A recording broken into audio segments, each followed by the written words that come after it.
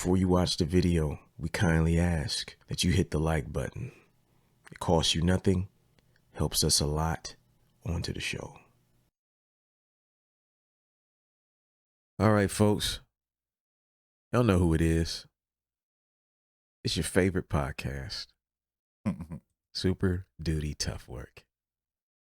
We've been gone for a minute. Missed a couple weeks there. Things were going on. Life was happening. To my end, your man bought a truck. He been driving. He been learning how to be an owner-operator with his own authority. Out here just getting to the money. Just trying to get to the money. Sometimes, you got to learn the scheduling. So there's other times where, scheduling don't work out. I had a power outage last weekend. And it took out mad different power strips in my house. Weird. So that kind of took me out the game last weekend. And this weekend, I was like, I'm taking this weekend. I'm taking Sunday. So we're back. Illogic has been around doing his thing. He had his beats, not beats and B-sides. We've been talking about Vibe Society. Vibe Society. Last night in Columbus, where brothers play beats. If you live in the Columbus area and you are a producer, I implore you to start showing up to producer events in the city, because these events are not very popular in terms of access. It's very hard for producers to get access to venues and things like that because, whether you knew this or not, producers playing beats is not a big money maker. Facts. Therefore, when you have people in your community who do what you do, putting together events, it is highly important that you go. You ain't got to stay all night. Pop in, show your face, daps and hugs, play a couple joints, buy a beer or two, go home. Facts. Exactly. You can do all that in an hour. Yeah.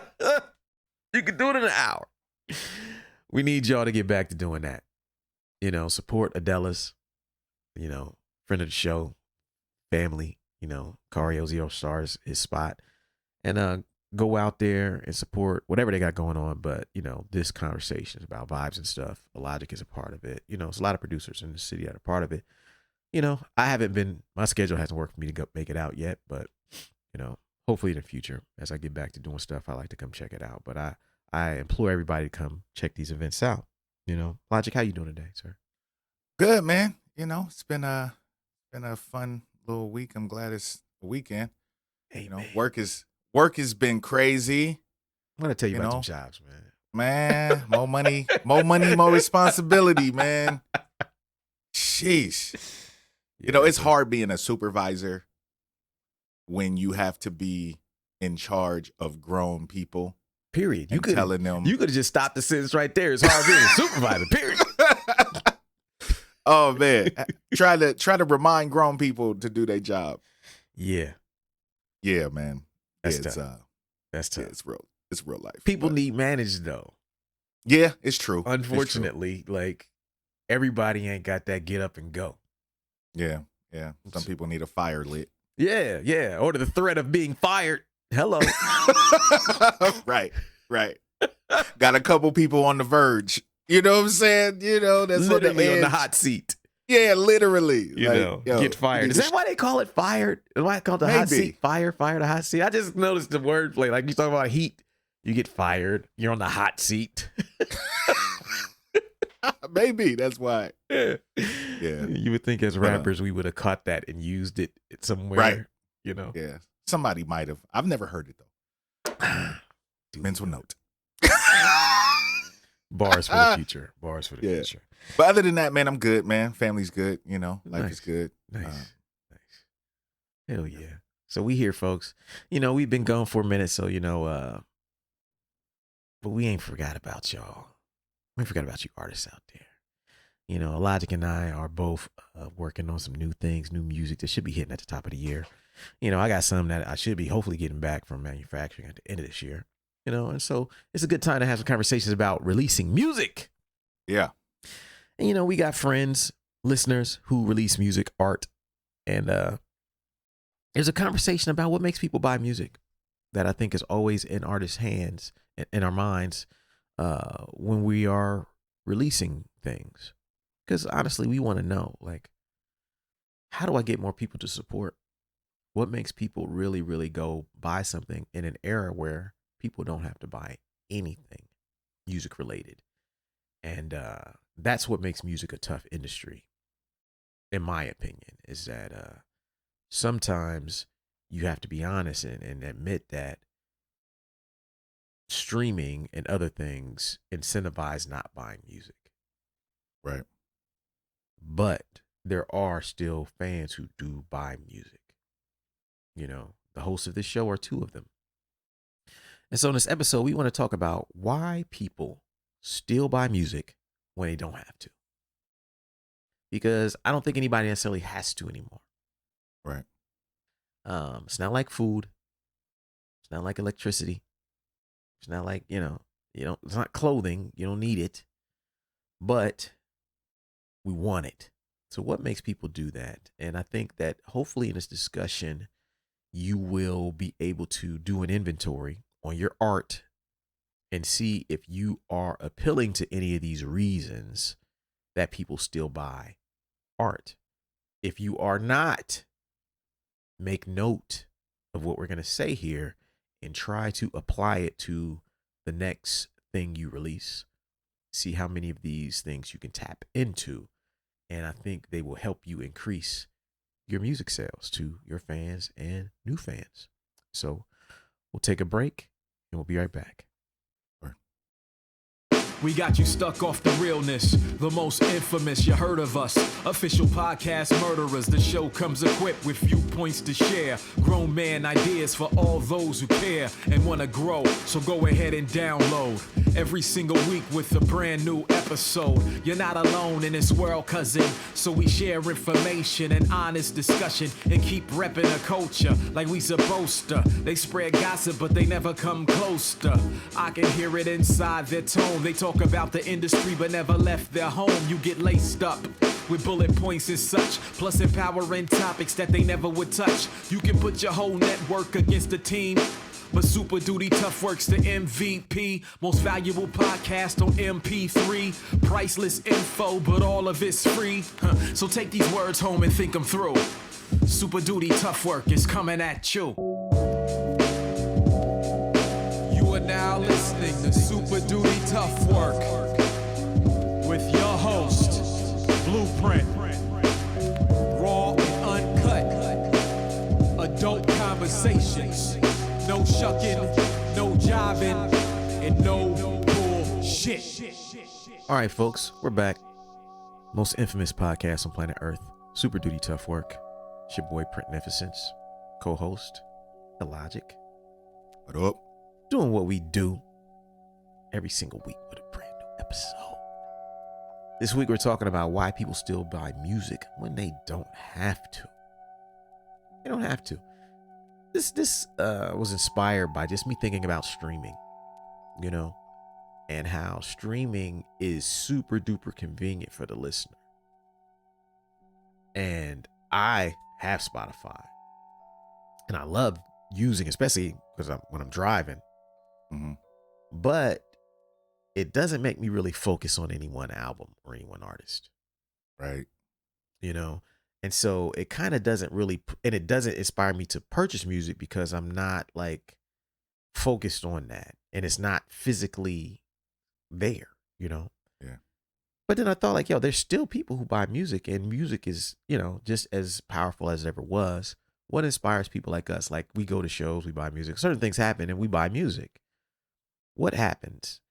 And so if you are an artist out there, the discussion should be about, okay, I have this project coming out. What do I need to make sure I can do on my end to put the people who do buy music in the position, in the mindset to purchase my music, so that I don't get discouraged and just send everybody to streaming and give up, so that we can send people to the platforms and to the places to where we can monetize what we do. Mm-hmm. And so the first reason people still buy music when they don't have to is because they love music. Yes. There are people out there who just love music, period. Music is their jam. Music's always on. They know what's coming out. They know what's out. They know the history. They know the future. They know the present. They know the mainstream. They know the underground. They don't have these lines. They just love good music. They hear a good song. It makes them say, who the fuck is that? They get on their phone. They get on their Google. They start searching. They find an artist. They go to the artist page. They start digging. They go to YouTube. They go through this process of digging. They start reading interviews. They start learning about that artist. They go to their back catalog. Oh, man, what am I missing out on? And within a few days, they're like, yo, that artist is dope. And they're telling people about that artist. Yep. These people are music fans. They love music. I describe it like that because there are people who are not like that. There are people. A lot of people. Right. There's a lot of people who have a very like passive relationship with music, right? Yeah. Music is just some shit that be on in the background. Yeah. Music is just some shit that when they got people over or when they don't want to hear themselves think, they put it on. But they got a real casual relationship with it. They're not digging no deeper. They look at it like, oh, whatever's there is there. Mm-hmm. Whatever is fed to them, they cool with it. They don't get into these discussions about mainstream versus underground versus this type of genre versus that type of genre. They don't even care about genres. Rap is rap. You rapping, it's rap. Hip hop, I guess. They don't even call it hip hop. It's just rap music to them. Yeah. These people, they like music. It's cool. They don't love music, though. They don't love it. And so when you start thinking about why people still buy music when they don't have to, that's because there's a small segment of the music listening populace who absolutely fucking love it. Yeah, I know some cats that every record store day, they got a list of joints that they going to buy. Like, Yes. oh, this limited release is on 180 gram vinyl. Let's go. You know, I gotta, you know what I mean? I gotta get this joint. Oh, it's this Blue Note joint that they just, you know, putting out this certain amount of copies of.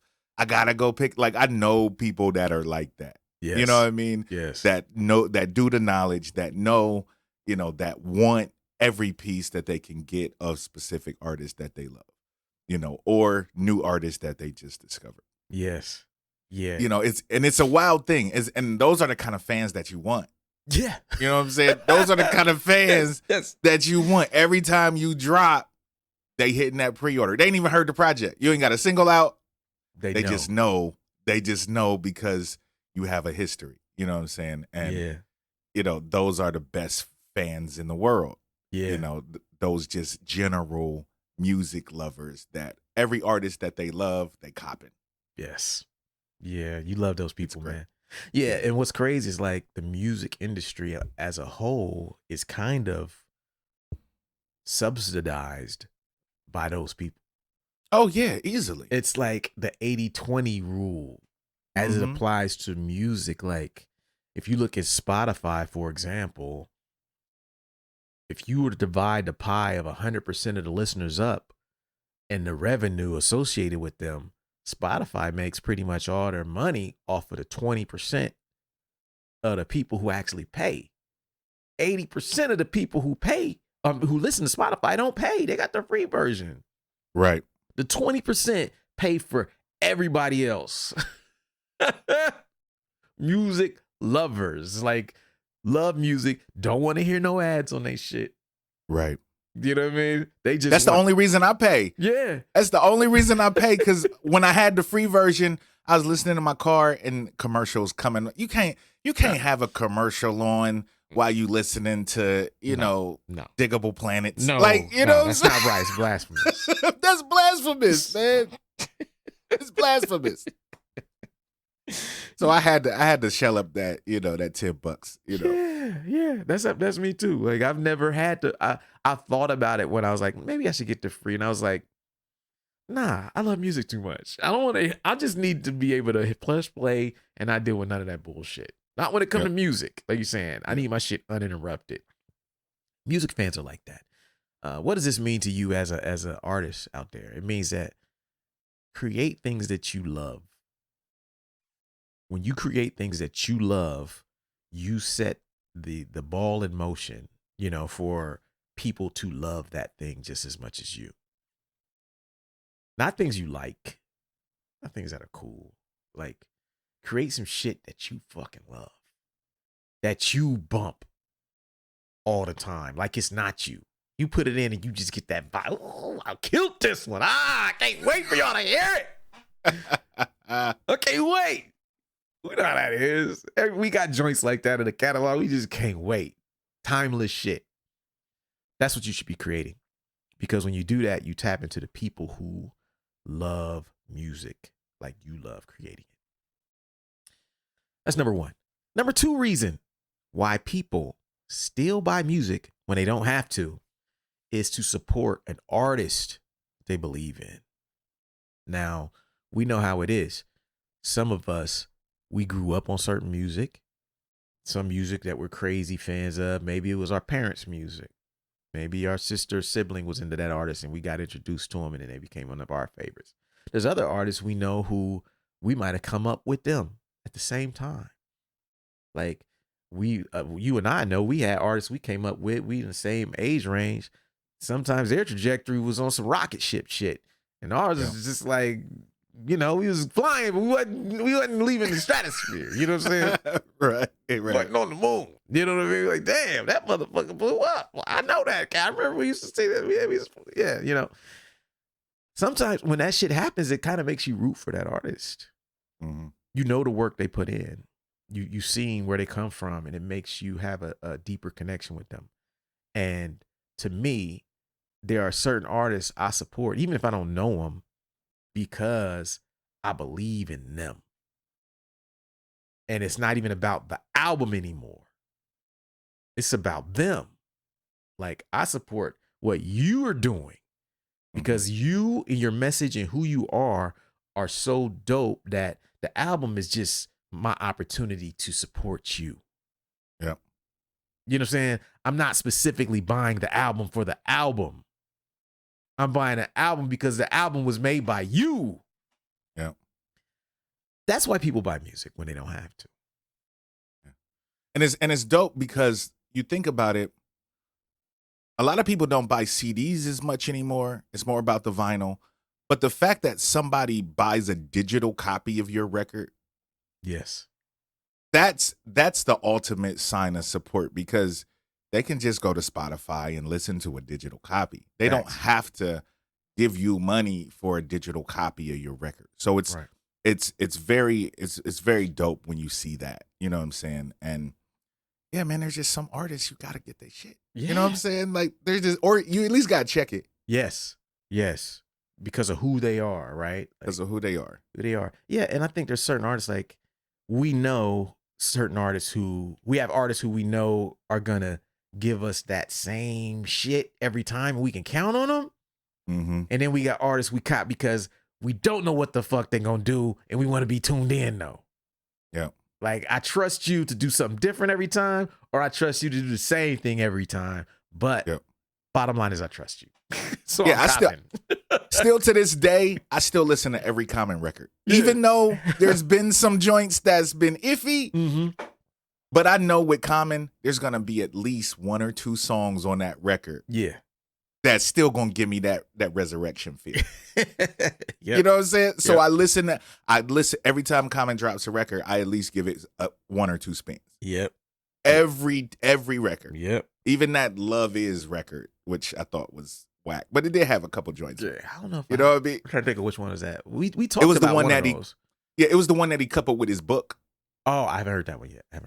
Yeah, it's like it's all about love. Like every song is about love. Of course, Common. You know, it's common. You know what I'm saying? But I still listen to the whole thing front to back. You know what I'm saying? I still gave it a couple spins. Yeah. It's like one song that I like. That's your off man. the record. That's your You know, man. because that's my man. That's my dude. You know, I might not cop everything now. You know what I'm saying? Back in the day, I was copping everything. I was getting every CD. Yeah. Now, after Universal Mind Control, it's like, oh, pump your brakes. Yeah. But you still check in, though. Yeah, I still check in. I ain't giving you my money all the time, but I'm still checking in to make sure, you know, to see what you got. See if I am going to give you my money. Nice.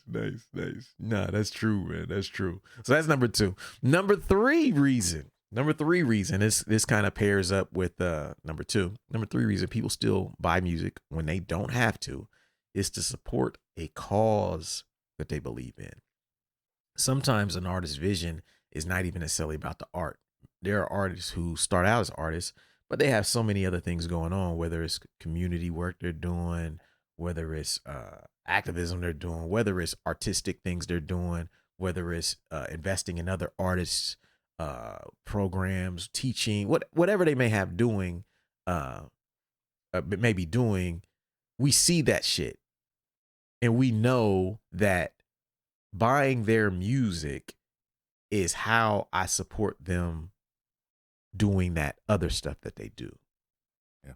To where you're buying an album, but it's not really about the album as much as it's about the causes that artist is involved in and what they will be doing towards those causes when you support them.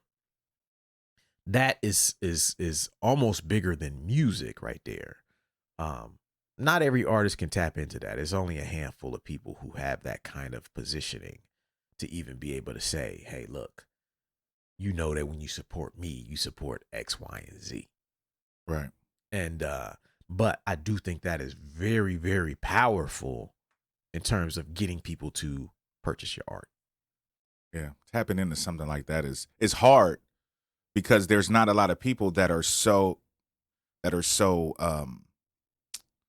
involved in something. Yes.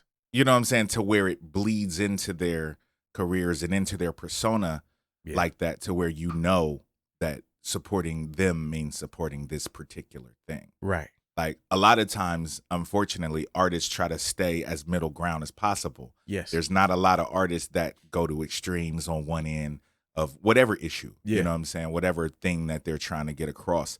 But, you know, when you have, you know, a Public Enemy, you have a X-Clan, or you have, you know, like cats that do certain things and their message is very, very, very clear in their music. A Mortal Technique or somebody like that. Yeah, Mortal Technique. Like, you know, when you give money to them, you know, purchasing their music, you're supporting a specific goal and cause that they're fighting for and that they're talking about. Yeah. And make no mistake that when you listen to this artist, the cause does not have to be political. Oh, no. Art, have to be. Creativity, artistic freedom, these resonate just as well. Those are causes as well. There are people who get supported because, as we mentioned, you don't know what the fuck they're going to do on every record. But you know that they're going to put everything they have into creating such a dope experience that it's going to take you somewhere, and that you want to support like them pushing the artistic envelope. So like, yeah, there's causes outside of music and there's causes inside of music. Whatever your cause is, whatever an artist's cause is, sometimes that is enough to make somebody support them. Facts. And especially if it's clearly articulated and people know, like, okay, every time I fuck with this dude, I know that he's going to invest in more gear.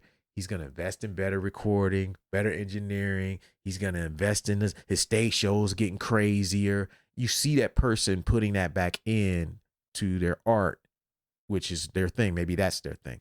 And then that kind of makes people support them even more. So yeah, that's number 3. So we'll take a break and we'll be right back. Word.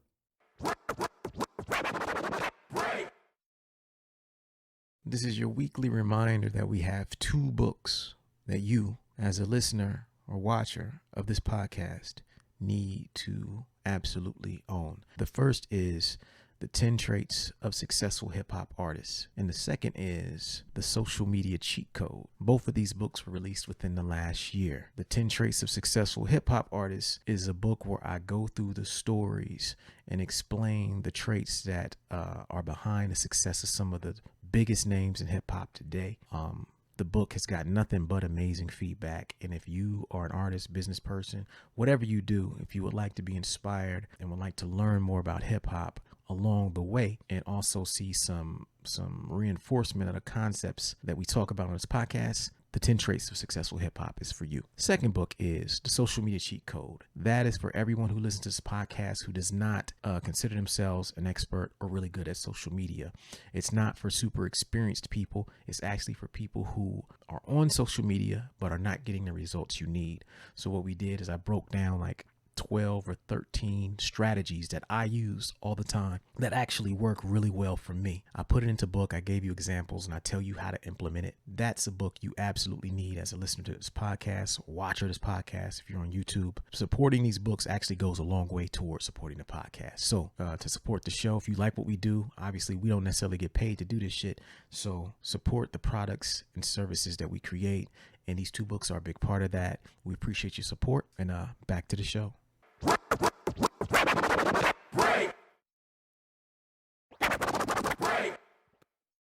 What's up, everybody? Got some big news to share with you all today. I'm proud to announce that for the first time, I will be opening up my artist coaching and consulting services to the public. I have been doing it for several years behind the scenes, helping artists and small businesses achieve their goals, but it's never been something that I made publicly available, nor anything that I promoted until now. So if you're an artist or a small business owner, I'm now available to be booked for one-on-one sessions designed to help you achieve your goals as quickly and as efficiently as possible. If this is something that you're interested in, email me at superdutytoughwork@weightless.net. Tell me a little bit about yourself and we'll get the ball rolling from there. I look forward to working with you all. Peace. All right, folks, we back, man. We back. Why people still buy music when they don't have to. You know, we got 10 bullet points for y'all today. It's been a while, so we had to load up that thing. You know what I mean? Full clip. 10 joints. Number 4 reason people still buy music when they don't have to. Some people are not going to like me saying this, but I'm going to say it. To look cool. It's true. To look cool. To have something no one else got. Yep. To be the first. Oh, y'all just now getting up on that? Man, I got doubles. Y'all late. Oh, y'all wasn't at the end store? I was there. Check out the photo with me and your guy. Yeah. With the helmet. Yeah. I'm cooler than y'all. Especially in the vinyl, you know what I'm saying, world now. Oh, Cass is on it. The gatefolds. I got a whole Instagram page dedicated to vinyl. I got that you ain't got. You just got the black. I got the color fine. I got the multicolored joint. Yeah, you missed out on the multicolor. That was only 100 of those.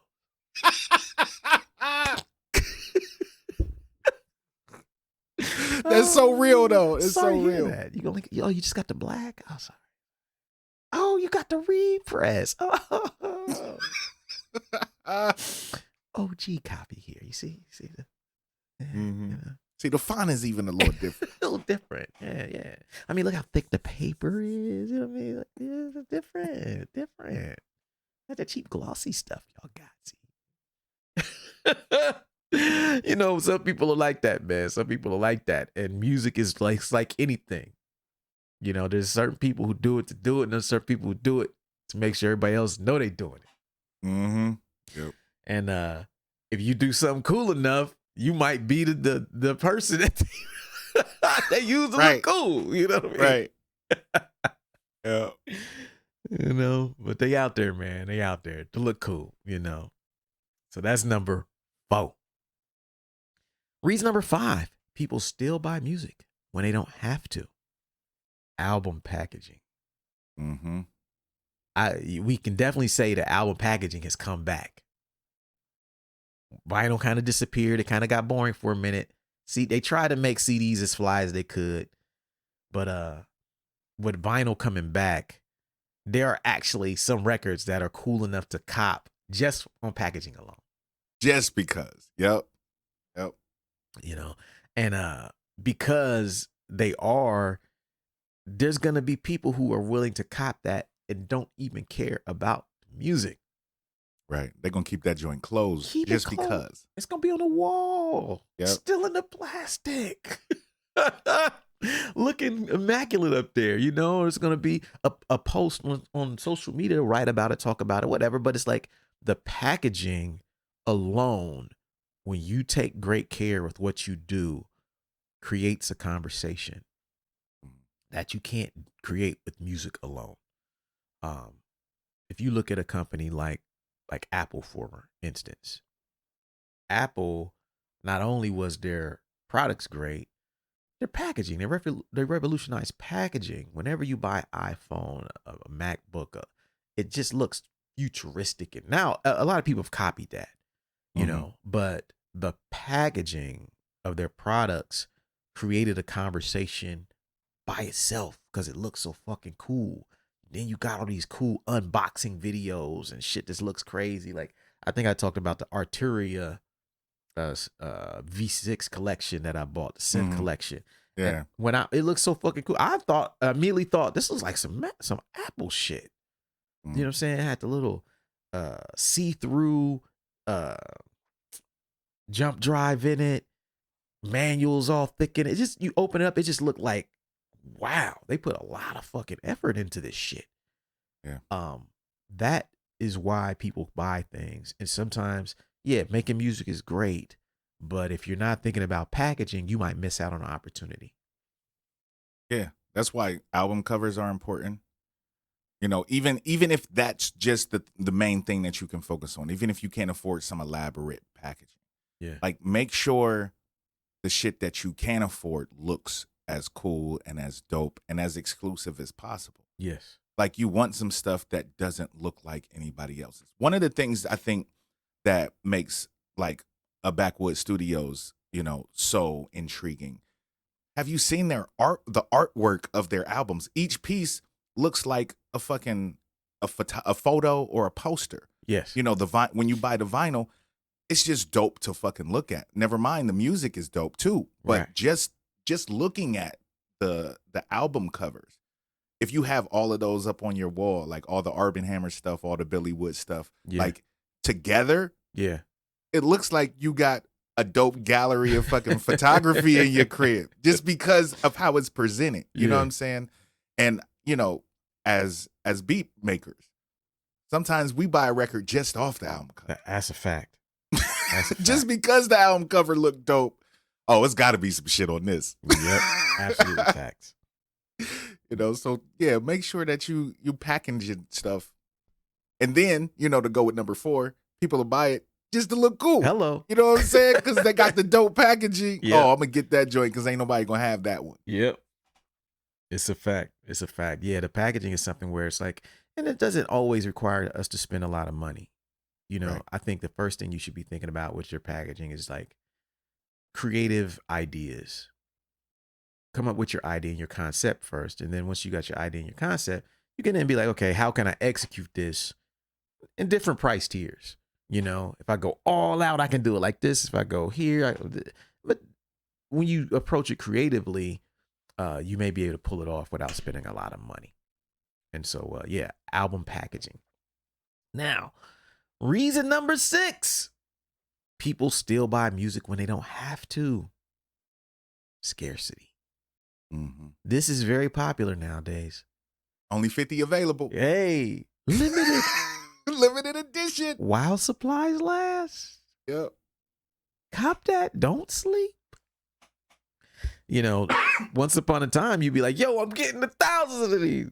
Yep. You know what I mean? Like, hey, I got plenty for y'all. That was enough. Now it's the opposite. I only got 100 of these. Yep. There ain't enough for everybody. Yep. Because people know that, like, sometimes when you tell people that it's abundant, people won't cop. Yeah. You know what I mean? You tell motherfuckers some shit about to sell out, all of a sudden, purchase. You end up, every time I sell out some vinyl, like I don't be telling nobody, then I get emails. Yo, yo, hey, I just tried to get the Respect the Architect vinyl. Is that? That joint been up there for 2 years, bro. Stock. Hey, is it really gone? When you gonna repress it? Like you said, been up there 2 years, man. Yo, this shit came out 2014, chief. Why'd you cop it, man? Yeah. You almost 2 years ago. Come on, cop that shit. Then you repress it, side again. Yo, man, hey, when you gonna bring that back again? No. You gonna pay for it? Yeah, it's too expensive to buy these things just for the people who missed out. You know what I'm saying? But yeah, there's whole business models for artists now that are built around scarcity and vinyl, where they're not pressing a lot, and because they're not pressing a lot, the prices is $50, $100, you know, for a piece of vinyl. Yeah, and that is scarcity. I hate that it has to be that way. I hate that you can't just sell your vinyl for $20 and make the money back. But when you look at what it costs to get the stuff printed, when you look at how long it takes to get it back, and then you look at like how small everybody's fan base really is, and how, like we talk about the 80-20, just because a motherfucker got 10,000 followers don't mean he got 10,000 supporters. Mm-hmm. You know, you kind of have to adjust your prices to maximize every release, but you can't increase your prices and increase your quantity. You can't say, yeah, I got 5,000 of these and I'm charging $100 for each of them. Don't work that way. It's not limited. It's not scarce. If you got 100 of them and you're charging $100 each, it's a different conversation.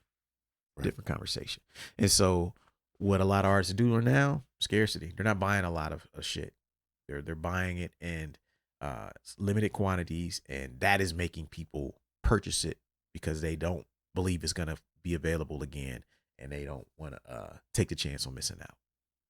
And part of that is the scarcity is created by the industry because shit is so expensive to press up these days that a lot of artists might only be able to afford 100 copies. That's real. Might only be able to afford 500 copies. If you're a larger artist that, you know, got a good following, but it's like, am I going to spend 10 racks on 1,000 copies? Mm-hmm. Or do I, you know, have enough to spend 5 or 6 on 500 copies? That's real. You know what I'm saying? So, you know, it's not that I don't want people to get the wrong idea that artists are trying to make things scarce, but it's the industry a lot of times that's causing scarcity. Because back in the day, we cop 1,000 off rip. Yes. You know, just so we'd have them to sell, so we wouldn't run out. Yeah. Now it's like, I'm only getting 100, 300. Yeah. You know what I'm saying? 500. You know, 50 of these. You know what I'm saying? Like, because of cost and because of where the industry is, a lot of times artists are forced to create the scarcity, which also works in our favor sometimes. Yes. Yeah. Yeah, I agree. So yeah, that's number 6. 3, 4, 5. Yep. Let's do 4, 5, 6. Let's do number 7. Reason number 7: people still buy music when they don't have to. They saw it live. This cannot be understated. Not at all. So many times we buy music after seeing that artist kill it on stage. Facts. That I don't know if the artists who are not playing that many shows, I don't know if they get that. Nope. I don't know if they understand the impact that live music has on music sales. There's the downside of staying in your house and not participating in your local music scene is that you give people less and less opportunities to buy your music. Yep. And it's not always immediate. You know, as we mentioned in number 1, sometimes seeing something, hearing one song sends a person down a rabbit hole, sends them on the fact finding. They just start searching for you everywhere. Start, you know, this investigation they do to you and everything you do. And the easiest, the biggest, least expensive way to do that is to get on stage. Yep. Get on stage. You get on stage and you got a solid stage show. That shit has a bigger impact than almost anything else you can do, especially monetarily. Get on there. You will sell records at the venue that you played at. You will sell records after you leave. People will be researching you and people will order it if it's available. People will go listen to it online. Yep. But many artists are not understanding that that is a huge catalyst like it really is. Yeah, there's certain times that there's a reason that I only purchase a certain amount of things now is because I'm not touring heavily. Yeah. You know, back in the day when we were touring super heavy, we got X amount of stuff just because we knew Yep. that, for one, we were dope performers. Yeah. You know what I'm saying? So Yep. we had the history, and we know after we get off stage, we going to sell, you know, depending on the size of the room, we going to sell a good number of copies of our record. Mm-hmm. And a lot of times, you know, for some artists, especially if you're independent, you're doing it yourself, getting on the road, that's the easiest path to recoup. Yes. Facts. Easiest paths to recoup, because you get on the road, you're making a little money for the shows, but you also have your merch and people get to see it live, and they're more prone to purchase things right after they see it, as opposed to, you know, you don't have merch available and they got to go to your Spotify. They're going to forget about you. That's a fact. You know, that's the easiest path to recoup. Yeah. Yeah, I agree. Let's take a break and we'll be right back. Word.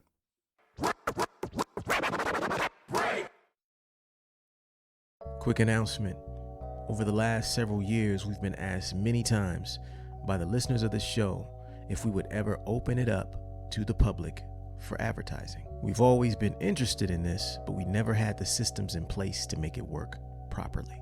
I'm proud to announce that we are officially accepting advertising from the public on Super Duty Tough Work. Meaning, if you're a small business owner or an artist and you'd like to create more awareness about your product, service, or release on the Super Duty Tough Work podcast, we're now in a position to do that. For more information, email us at superdutytoughwork@weightless.net.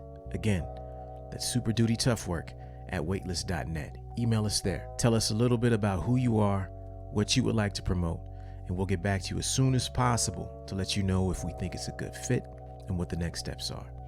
Thank you for your time. Back to the show.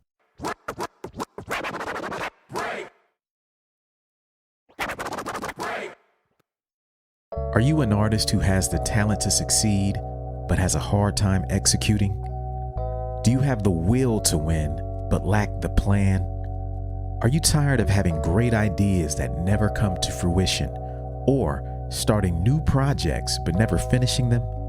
If you answered yes to any of these questions, reach out to me at superdutytoughwork@weightless.net to book a one-on-one coaching call. Tell me a little bit about who you are, what you're trying to do, and I'll see if I can be of service to you. Have a great day.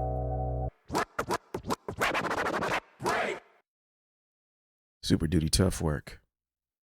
Y'all know. This week we talking about why people still buy music when they don't have to. We got 3 points left. 3 bullet points left. Reason number 8. People still buy music when they don't have to is as a gift. As a gift. Every time somebody buys music, it ain't for them. Right. I lose track of the number of times that people have bought things from my store and had a note in there like, yo, this is a gift for such and such. Could you make it out to? Yep. Happens all the time. Yep. It's not always the person that you made that impact on who's going to buy it. But it's important that you have it so that when whoever makes that decision decides to cop it, it's there and it's easy for them to get. Mm-hmm. Gifts like that are dope. You know, when someone buys you something that they know you love, but you ain't bought yet, that's a powerful gift. Yeah. Your music can be that gift. Your art can be that gift for somebody where they're like, you know what? I don't, my husband's a big ass Illogic fan. And he's, I looked at his browser. He had that Celestial, repress up there, but he ain't copped yet. Let me just, throw that in a cart when he at work. You know what I mean? Yeah. Let me get that order on. Get it signed to him. Get it sent to my job. Then I can hit him when his birthday coming up. I got you, you know? Yeah. Or they'll go to your page. Oh, who's this? Okay, he listens to this guy. Let me go see what he got. Boom, they'll copy it. It's a beautiful thing when it happens. But here's something else that we got to think about as artists. It don't happen if we don't have merch. It don't happen if our merch ain't accessible. You know what I'm saying? We got to make sure that the processes that people got to go through to purchase our shit are as streamlined as possible. Because while our hardcore fans may be willing to jump through some hoops to get our shit, the people who buying gifts are not going to go through all that shit. Nope. They're not gonna email you their address and then you send them a PayPal link on the low and then they send the PayPal and you okay, can you put $5 for Nah, they're not going through all that, Chief. They don't care that much. They don't care that much. It's not for them. They need point, click, purchase. Yep. The end. It shows up. Poof. You got to make it like that. When you make it like that, people can purchase whatever it is you do as a gift to others because it's easy. That's number 8. Number 9 reason people still buy music when they don't have to. History, nostalgia. We old heads. We got certain joints we grew up on that we never seen on vinyl though. Right. Albums we bump that if we were to go into a record store right now and we saw them on vinyl, we'd be like, oh shit. Yeah. Is this the first leaders of the new school album on vinyl? You know what I mean? Oh, I've never seen it. Yeah. I've never, it's gay. Oh, I didn't know it's copping it. Mm-hmm. Copping it. Oh, this is coming back out. Shh. We got history with certain music that reminds us of certain times. Mm-hmm. We might have listened to it a lot, but we didn't own a physical copy. So when we start getting older, we have spaces like your space with the celestial on the back and the fly tapestries and the guitars in the back. I don't know if y'all noticed it this week. Illogic is out here shining. This man got a brand new art and installation behind him this week on the episode for y'all watching at home, you know. When we start designing these spaces, sometimes we be like, oh yeah. Let me throw up this joint I always wanted. Always needed that. And you know, certain things we like to cop them and make sure that we got them because they're rare. You know? Yeah, it was like when this isn't something old, but you know, he's a friend of ours, Aesop. Mm-hmm. Aesop Rock. I'm a huge Aesop fan. So when I saw that Rhyme Sayers was releasing Appleseed on vinyl, I had to pre-order that joint. I pre-ordered, oh man, when it came in the mail, I actually posted on my Instagram the unboxing and everything. Looking cool. Because I was, looking cool, but I was super excited fan. because historically, like that was one of the first things I heard from Aesop, and I remember where I was and all that shit. Like it was one of those things, so I had to have that joint. You know, that nostalgia was real. I think you gave me a copy of that joint. I'm pretty sure you are who put me onto that Appleseed record back then. Yep. I think you were the first person I knew who had it. Yeah. But yeah, it's a lot of records we have like that. And I think everybody's got records like that where, you know, when it came out, you might have had it. We might have had it on CD. Might have had it on tape. Might have had it on a dub that you gave. Yeah, it might have been a dub. Yep. We never seen it on vinyl. Mm-hmm. But we love the record. And sometimes you gotta cop those records. That's why you cop them. We don't care if it's old as shit. We don't care how popular it was when it came out. We're copping that. Yeah, we're copping that because of the history of it and the nostalgia thing. So it's like, you know, that matters. Number 10. This is the last bullet point of the evening, folks. Why people still buy music when they don't have to. Reason number 10 is because they are collectors. They're collectors of that genre. They're collectors of that medium. Meaning that like there are people who cop your shit and they don't have any intention on listening to it. Right. It's for the archive. They're like, this Illogic record, this is just going over here. We're not taking the shrink wrap off. We got these other 8 joints of his. So when the time comes, we know we got this shit laid out properly. We got it all. They're collectors. There's some people who buy your shit, they'll buy 2 copies. One's for them, one's for fucking eBay or one's for fucking, you know what I mean? Yeah. Like to auction off somewhere. Yeah. One's to listen to and one's to hold on to. Yeah, one's to hold on to. We know how it is. You get doubles because one's for you, one's just, you're going to get that money back in a minute. You know what I mean? Right. I'm going to double up. I'm double up because I know my man's, I know this shit going to be worth something. I'm going to keep it extra just for the people who missed out on this. Mm-hmm. You know what I'm saying? And so, those people, they do make this shit go around too. And it's good to have things that are well done, well executed, so that when the people who are collectors are seeing your catalog, they're like, yeah, I need this. I need that. Let me get that because there's so many of these, or this is something in a series. Like maybe you have a series of this, you have a part 2 of this. People who are collectors are tuned into all of that. And they're going to cop just off of that. Sometimes they're not even fans of your shit. They just know that people fuck with you.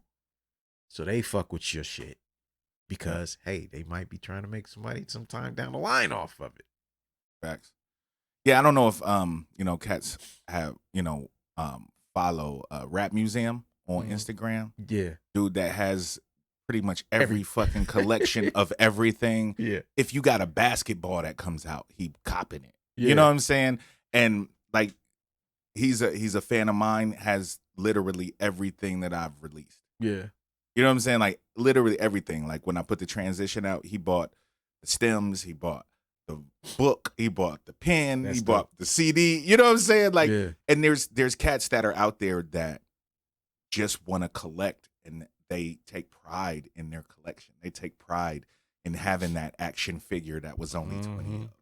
You know what I'm saying? They take pride in that limited edition poster. You know what I'm saying? That only came with the first 50 copies of the record that you sent out. Yes. You know what I'm saying? They take pride in that kind of shit. And those people are some of the coolest people ever, man. Yeah, we need them. Yeah, we need them. We need them in our lives. Definitely need them in our lives. So yeah. So that's it. That's it, man. That's it this week. Why people still buy music when they don't have to. I'm going to read them all back. Reason number 1, because they love music. Number 2, to support a specific artist they believe in. Reason number 3, to support a specific cause they believe in. Reason number 4, to look cool. Reason number 5, album packaging. Reason number 6, scarcity. Reason number 7, they saw it live. Reason number 8, as a gift. Reason number 9, history or nostalgia. And reason number 10, because they are collectors. If you are an artist, I hope that you got something out of this. As we said at the top of the show, these are things that we want you to be understanding because you can apply this to what you got going on. Sometimes the reason you're not selling something is as simple as you don't have any of these things going on. You're not hitting on none of these things in this life. Right. You know what I'm saying? You making music, but you're not touching on none of these points right here. And as you start to integrate these things into what you do, you'll see more success. And so that's it for this week. See y'all next week. Peace. Thank you for listening to Super Duty Tough Work. Subscribe to the podcast on iTunes. Follow the podcast on SoundCloud. Peace. Shoot, I got styles already that's more complex that nobody know about. I mean, super duty tough work.